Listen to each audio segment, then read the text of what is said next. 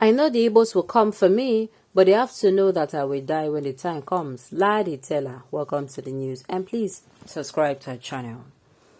In an interview with a Punch reporter, veteran journalist Liadi Tella is said to have said that Yoruba people love Igbo people, and the coming Cold War between the two groups after the 2023 general election is not a good development. This information was reported by the Punch electronic newspaper this morning. Tella was voted on because P2B, the Labour Party presidential candidate, did not win the exclusive support of a Southeast geographic region, but also some Yoruba voters.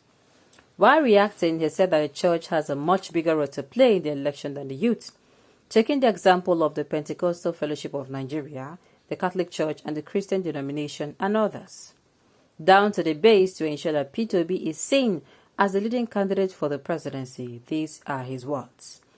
During the Biafra War, when the Igbo entered Akura, the Yoruba gave them traders full of food, and this was despite the fact that religion played a larger role in this election than any other. No other election in Nigerian history has seen the Yoruba people send 2 rickshaws loaded with food and livestock to the Biafra army in western Nigeria as the Igbo crossed Benin to Akure. Like that, because we did not look down on Igbo people. He went on to say that the young Igbo people felt the Yoruba were traitors, but the Yoruba were never traitors to the Igbo.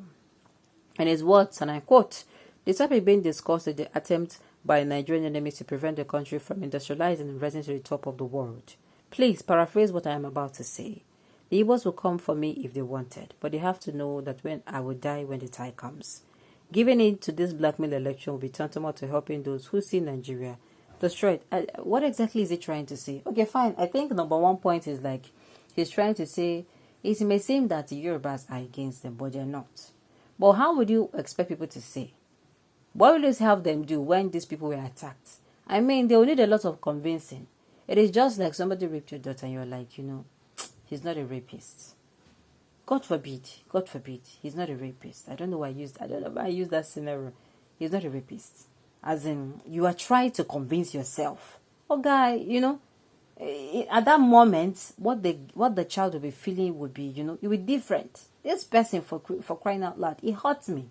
If you come and start telling the child no, especially when maybe it's because maybe the person involved, the person, wahala go gas. Now the thing is, whether I like it or not, the Yorubas and the Igbos have been living together for a very long time. Their living together did not start today. That is why I'm actually surprised as what some people are coming out to say. And the fact that some people are even believing what they did not even hear. You just hear them say, Igbo people say, na them, na Lagos, na im be no man's land. Think about it. Them say, Igbo people say Lagos na no man's land. Did you hear it from their mouths? Did your friend that is an Igbo person tell you? Did your neighbor that is an Igbo person tell you that? So why would you now come out to believe that? And apart from that, you now believed it, and the people you are harming are not even necessarily the people that say it. Do you now see how it backfired? And instead of trying to harm them, you harmed your people. So just make this make sense now. Make it make sense, because it does not make sense. It does not. Whether you like it or not, the Yorubas and the Southeasterners have been living together for a very long time. It is actually surprising to see or hear that this kind of a thing will erupt, because you keep asking yourself, you've been with these people for a very long time, and that is the truth. The Yorubas and the Igbos have coexisted for a very, very long time. So coming out to say these people, they are this and that, to me, I feel they should have gotten to a place where they trust one another. That is it. And that the trust is not there is something that should be killing them. As in, it should be hurting them. Person say, I say this thing, can't fit confirm. Can't fit even defend me, even as you use know me rich. You can't believe, say the person talk am. And then you now did what you were not supposed to do. It doesn't make sense. So me, what I'm going to say is, no matter what we hear from outside, the thing is, if you go back to your homes, you are going to see people who are Yorubas, you're going to see people who are Hausas, you're going to see people who are Igbos. Let everyone just be careful. Let everyone just be careful. Don't allow your emotions get the better of you. Do not allow your emotions get the better of you. Before you come to a conclusion of something, see things from different angle. Try to see things from, the other points, the other person, or the opposite point of view. All right?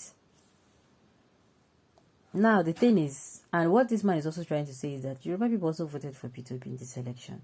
They also gave him support. So coming out to say that the Southwesterners are coming out to say the Yorubas do not like the Igbos or hate the Igbos. To me, I feel it is using a 1% or 2%. And believe you me, and we can see how that 2% was actually destructive. Imagine me then say, make your neighbor for her to test, no mind with them talk. Then you are going out. Maybe you they hear everything they happen. Then you come out and you are caught in between and you are coming back home injured. You are seeing how the 2% has affected even the person that is trying so hard to believe that it is not true. I don't know if I'm making sense. We should keep our emotions in check. Do not allow yourself to be used by politicians. In Senate climbs, you vote for, with this thing that happened in Senate climbs, if they come pack people, if they pack people who do this thing, those politicians, they will not come for you people. I just say make a telling them. Alright, on this note, you've come to the end of the news. So thank you for tuning in to listen. Until I come your way next time, enjoy the rest of your day.